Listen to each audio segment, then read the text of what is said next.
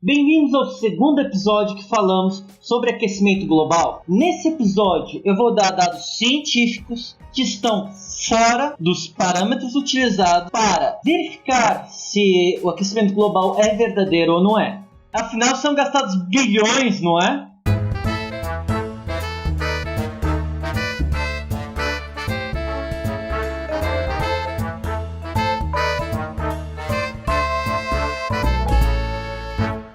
No episódio passado, eu dei uma estatística em que 97% dos cientistas climáticos, cientistas climáticos, estão em consenso. Por que é só os cientistas climáticos, se eles nem sequer conseguem prever se amanhã vai chover ou não? Por que é 97%? Não é. Isso é mentira. E vamos ver por quê. Primeiro eu já falei que a ciência não avança por consenso, avança por método científico. E é engraçado que essa estatística, 97%, foi tirada de um processo nada científico, mas por um cara que se diz cientista. John Cook, um australiano. Ele trabalha para o Global Change Institute em Queensland. E ele publicou no Jornal de Pesquisa Ambiental em maio de 2013 essa estatística. Daí que todo mundo acha que 97% dos cientistas acham que o aquecimento global é verdade. Muito bem, a sua metodologia foi terrível. Ele estudou entre 12 mil e 13 mil, mais perto de 3 mil, ou seja, trabalhos científicos publicados, isso a mando do IPCC, que é a entidade que faz leis para controlar o aquecimento global. Calma aí, então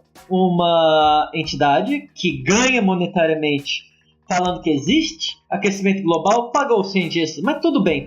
Ele veio com a teoria antropogênica do aquecimento global. Ou seja, que os seres humanos fazem cerca de 90% do CO2, que é o poluente que faz o aquecimento global. Número 1, CO2 não é poluente. Vamos ver mais tarde. Mas o engraçado é desses 12, 13 mil, eles não contaram, eles não investigaram direito o que cada um deles fazia. Basicamente o que eles fizeram foi contar o número de trabalhos que falavam a palavra aquecimento global. Mais nada. Mesmo que se o trabalho fosse contra o aquecimento global, contava na estatística dele. Tanto é que eles tiveram de fazer uma retração. Desses todos, 60 que estavam de acordo com a teoria antropogênica do aquecimento global. De 12 mil para 60. E mesmo esses 60, só 41 é que passaram da checagem peer-to-peer. 41 estudos, de 12 a 13 mil. Ou seja, que não é 93% dos cientistas, é 0,3%. Mas muita gente ainda fica gritando essa coisa que foi desmentida, que 93% dos cientistas climatéricos, nem muitas vezes falam climatéricos, 93% dos cientistas aceitam como verdade intocável. E ele mudou a teoria também depois dessa retração, dizendo que os humanos só contribuem para 50% das emissões de CO2. Então tem isso.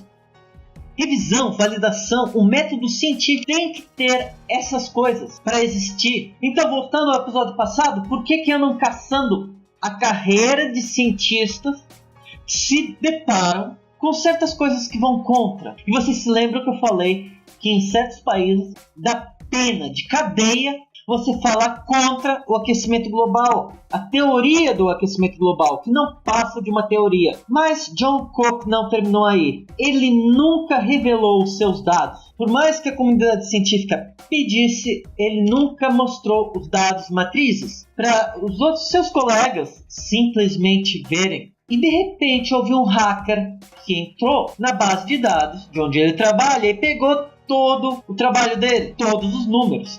E nós vimos, primeiro, a IPCC e a Global Change Institute falaram para esse hacker se ele fizesse qualquer coisa com aquela informação, se partilhasse, se sequer analisasse os dados que estavam lá, ele estaria contra um acordo de confidencialidade. Vocês já imaginaram isso? Dados sobre o aquecimento global, até o nome indica. É global. Eles que não quiseram divulgar os números. Não existe nada de acordo de confidencialidade.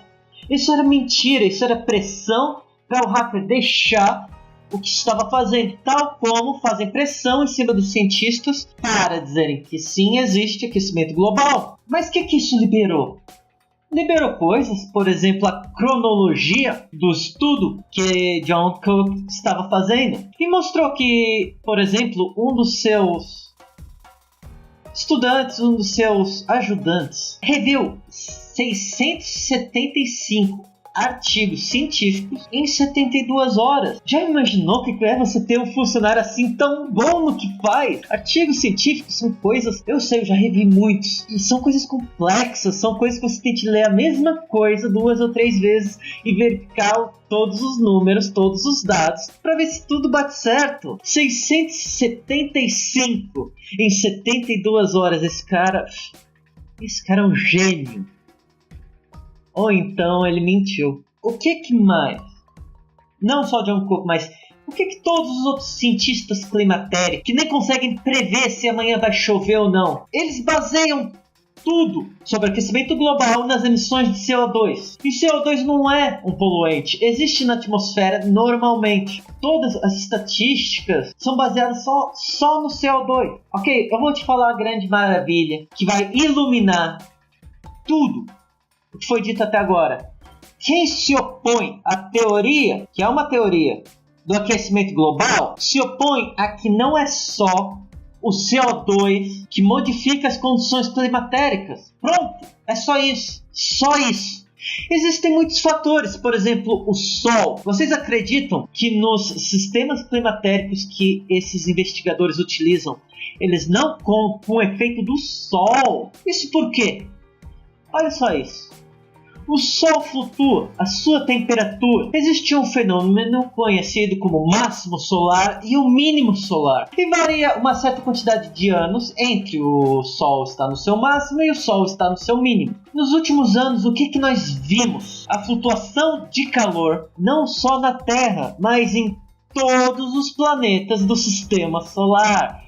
Eles todos ficaram mais quentes, e sabemos isso por causa de sondas da NASA. Vocês ainda acham que o aquecimento global é só por causa dos seres humanos? Tem mais. Não vamos ficar só aí. Algas no oceano. O oceano é 2/3 da Terra. 2/3 da Terra é coberto de água. E na água vivem algas. E as algas são a maioria das entidades que produzem o dióxido de carbono. Não são os carros, são as algas marinhas. E isso há milhares de milhões de anos. Existem imagens de satélite disso. Outra coisa que não está nos sistemas que contabilizam para o aquecimento global: o próprio ciclo da água. Vocês se lembram do ciclo da água, não é? Quando está quente, a água evapora, criam-se nuvens, e quando está frio, a nuvem cai em água. Muito bem, a nuvem reflete a maioria da radiação solar. Mas na contabilização do CO2, isso não está dentro. Ou seja, que o fato de existirem nuvens não está dentro da equação que mede o aquecimento global. E vamos ver a colheita de dados, que isso é o mais preocupante de tudo que possa existir nisso. A ciência é formada com base de dados. Imagine assim a tua sala onde você está agora. Eu consigo medir em cada ponto da sala que você está a temperatura. E essas 4 medições vão ser diferentes. Isso quer dizer o quê? Não quer dizer nada. Então é muito difícil pegar medições que falem exatamente. E aliás, houve um grande nobre de ciências exatas que falou que a maneira que os números são trabalhados no Instituto Climatérico, no IPCC, são completamente absurdas. E ele deve saber.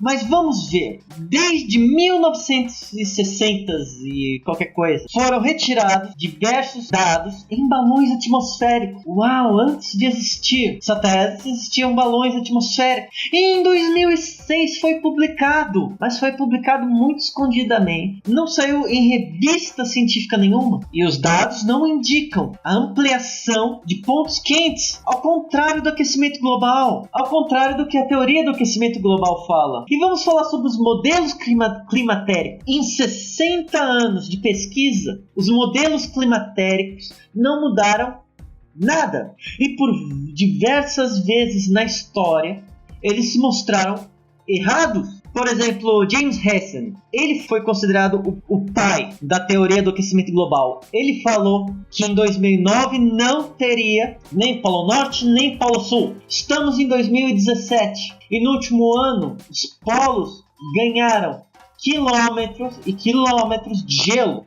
Há 60 anos que utilizamos os mesmos modelos. Não estou brincando, é os mesmos modelos. Mesmo nós hoje tendo dados diferentes e tendo poder computacional diferente, os modelos são os mesmos. Sabemos que o IPCC exagera, e é claro que o IPCC exagera. O IPCC recebe bilhões, trilhões em dinheiro para combater esse inimigo imaginário. Não é nem para investigar se ele existe ou não. Por exemplo, a existência dos hotspots nos modelos climatéricos já foi desprovada. Então por que continuam dentro dos modelos? E esse ano, a nível de cientistas americanos, diversos deles saíram para falar contra isso. Mas esse ano por quê? Por causa que o presidente Obama estava numa caça às bruxas contínua. E vamos ver mais sobre isso no próximo episódio. Se lembra, informação é poder. E você simplesmente se questionar sobre as coisas, não tem nada de errado sobre isso. E se você está se questionando sobre diversas coisas no mundo que você acha que talvez não seja bem assim, você é a resistência. Não deixe de fazer perguntas. O meu nome é Marco Aurélio e esse foi mais um episódio de O Estado Mental.